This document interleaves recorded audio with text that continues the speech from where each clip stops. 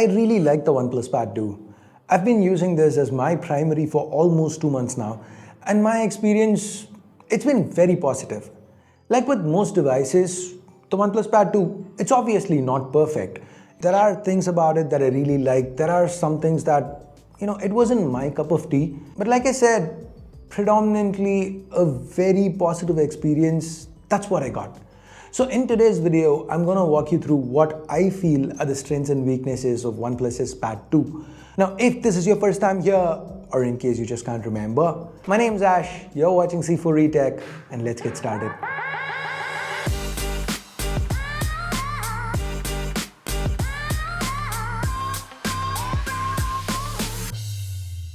Now guys, the highlight of this tablet for me, it's got to be the chip on the inside, because OnePlus for the Pad 2, they've gone by Qualcomm's flagship Snapdragon 8 Gen 3. Now this is not a chip you see on a lot of tablets today. For the most part, brands, they've ended up going with either the weaker 8S Gen 3 or MediaTek's flagship Dimensity 9300 on their flagship tablets. So the performance here, at least the theoretical part of it, as evident by these synthetic scores, excellent. Now while we are talking about performance, given that the back is all metal, it's easy for this tablet to dissipate heat, so the sustained performance, that's also been excellent. And by the way, the body, it doesn't really get hot either. Anyways, personally, I don't really, outside of testing, I don't really game on my tablets. I'm the, what you'd call, use it as a large screen Android device, watch more movies, read more books kind of guy. But if you wanted to use this for sustained performance tasks like maybe video editing or playing games, you sure could. The OnePlus Pad 2 is excellent for that. Now whether it's playing games or watching videos, the display, it plays a major part in the kind of experience you end up getting. Now here's where I have slightly mixed feelings. I'm not saying the display is bad or anything. Let me explain. Now, this is an excellent panel, 12.1 inches, 2120 by 3000 pixels. So you get a pixel density of over 300 pixels per inch. So it's sharp. The refresh rate is also a smooth 144 Hz. The bezels are sleek. There's still ample space to hold the tablet. So it's not like there were any weird palm rejection issues or anything while gaming. Also from a brightness perspective, our test results were pretty close to OnePlus's 900 nit claim. And it also got low enough to be comfortable to use in low lit environments. There is support for HDR10+, Dolby Vision, so I really like all that. But the mixed feeling part, here's where it comes in. The aspect ratio is 7:5, which kind of makes it not too great for consuming media, whether it's movies or TV shows. Whatever you're watching on this, you're gonna end up with big black bars to both the top and bottom, which if the panel were OLED, you wouldn't really notice. But in the dark, like when I'm in bed watching videos, those gray bars to the top and bottom in a low lit environment, it kind of bothered me, really irritated me, at least early on when I was using this. I guess I kind of got used to it. I still notice it, but it just doesn't drive me quite as crazy. So from a media consumption perspective, I'd call this a small negative. Now, there are 6 speakers on this and the audio output is excellent, really loud, pretty clear. I had no complaints. Here, have a listen.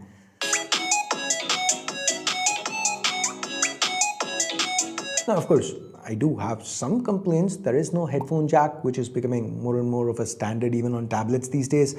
More importantly, there's no support for microSD, which on a tablet, it's still a very iffy area. I really wish they'd added microSD support. Also, there is no cellular option if that's something you want. Okay, the next important thing for a good tablet experience, to me, it's got to be the ease of use. Because on a tablet, you're going to want to run 2 things side by side. You're going to want to have an app float on screen. How easy is that to do for you on the OnePlus Pad 2? And the answer is, well, it's very easy and it's also not very easy. Once again, let me explain. There is a bit of inconsistency. If you see on Android, you usually have this top bar that pops up that you can tap and switch an app to multi-window. That doesn't always show up on the OnePlus Pad 2. I mean, OnePlus does have alternative options that work really well though.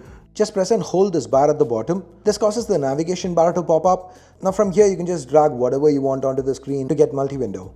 And after this, the bar on top is available for you to be able to swap to a new app or just do whatever you want. Alternatively, the 2-finger swipe for multitasking, that works great too. Now this is Android 14 with colorified Oxygen OS on top. And the software, I found it quite intuitive. There are a lot of small little extra functions that OnePlus have added. They're all pretty self-explanatory. Now, one negative with software here though is that OnePlus does not have their version of Ready For or Samsung's DeX here, so you can't really take full advantage of the screen real estate, and that is USB 3.2 Type-C here, so you can connect it to a monitor and mirror the screen, but you don't have a desktop experience per se to take full advantage. That said, the software experience on this, when I was watching a video and opened something up to the side, a split screen or a floating window, I never experienced any kind of stutter or lag. The OnePlus Pad 2 remained consistently smooth throughout. And that's thanks in large to that 144Hz refresh. I mean, there isn't variable refresh per se, but there are a bunch of different refresh rates it can switch to if you leave it on auto. And the battery life is solid. So here OnePlus have used a 9510 mAh battery, and usually it would last me 3 to 4 days. I'd use it for a few hours at night, mostly to watch videos, sometimes to read comics, and side by side maybe a little bit of Reddit browsing, and I'd find myself plugging it in once every 3 days. That's about when the battery drops to 20-30%. The idle drain is almost non-existent. So the battery life, I would say, it's been very good. And when you need to charge it, it supports SuperVOOC charging, and here's where things get a little muddled, because in some markets, OnePlus have started to remove the charger. Not in India. In India, they still include a 67-watt SuperVOOC charger in the box, and with this, you can get about a 60% charge in half an hour, a full charge in about an hour 15. So it is very quick to charge. And the build, I like how the edges are curved, so when I'm holding it in hand, it does feel comfortable. Though to be fair, I didn't actually use it without a case a lot just when I was reading comics. Either way, it is quite comfortable to hold since the OnePlus Pad 2 also happens to be very sleek, just 6.5 millimeters. For a 12-inch tablet, that and a under 600 gram weight, I see them as positives. Now the entire body is aluminum and the front obviously glass, but OnePlus did not mention what kind of glass they are using for protection, so that might be seen as a con by some. Now the back, it's got a matte finish, so it doesn't really pick up fingerprints or smudges, so that is a pro. Now for tablets though, you usually end up using a case with it, and here's where I like the magnetic case that they have on offer. Now this is what I usually do when I need to watch a video or browse. I just prop it down on a surface, I do whatever I want. But when I need to read a book, when I need to read say comics, I just pull it off the case and then I just go ahead and read whatever I want. This way, to me, I'm holding the lightest weight possible. So for me, magnetic cases on tablets, I find them very attractive. I find that's kind of like a very important thing. And OnePlus's implementation here, I'm very happy with it. Now the keyboard accessory, initially I absolutely loved it. I thought it was just a master stroke. They have these pogo pins to the bottom where it kind of magnetically connects, so you can just use the keyboard as you see fit.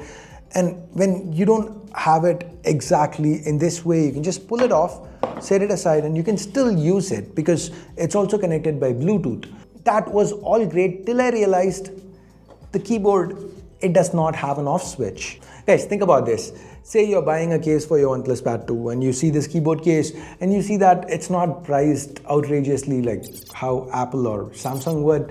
So you think maybe, let me just buy that. If I don't really use the keyboard case, the keyboard itself, what's the problem? I just won't use it. You know, you can still like connect it and close it and it's still like a nice little overall case, right? But that's when this keyboard not having an off switch kind of becomes annoying. Like say you're in bed watching a movie, so you disconnect the keyboard case, and as you're taking it to put somewhere, you press a button, it's still going to react.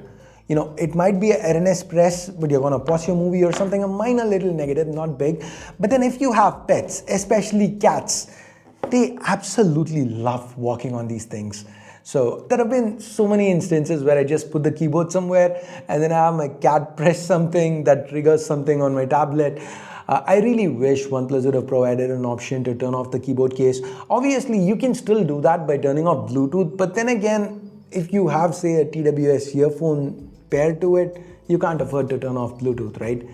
And also, while we are talking about wish listing stuff, backlight would have been nice, OnePlus. Another accessory is the OnePlus Stylo 2. It's a pen, 16,000 levels of pressure sensitivity, works fine, I guess. Guys, I'm not an artist, I can't draw to save my life, and I don't really take notes on tablets either. So for my normal usage, you know, replicating touch, doing this kind of stuff, it's been fun.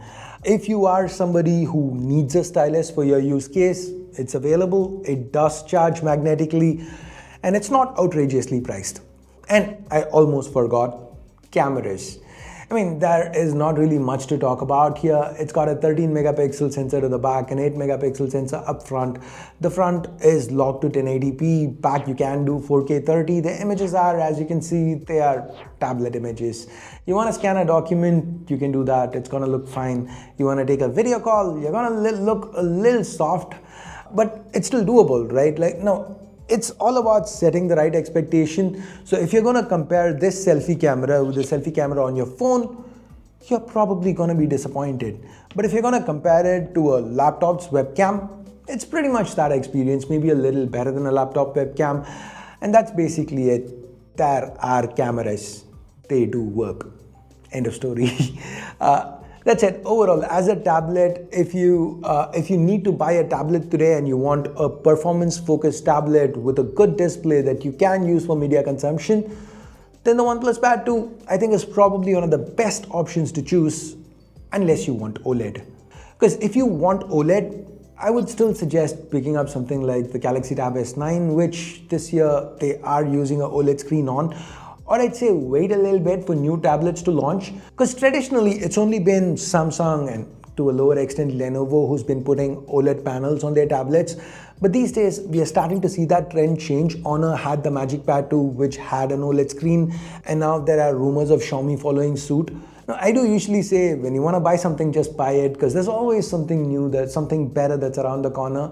But here, if you don't need a tablet immediately and you do like the OLED screens, it might kind of make sense to wait.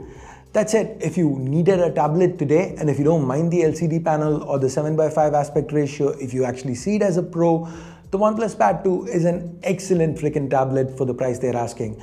I really enjoyed my time with it, and I guess that's what I'd call my conclusion. So what do you have to say? What do you think about the OnePlus Pad 2? Let me know in the comments below. Thanks for watching. Have a nice day. Ash out.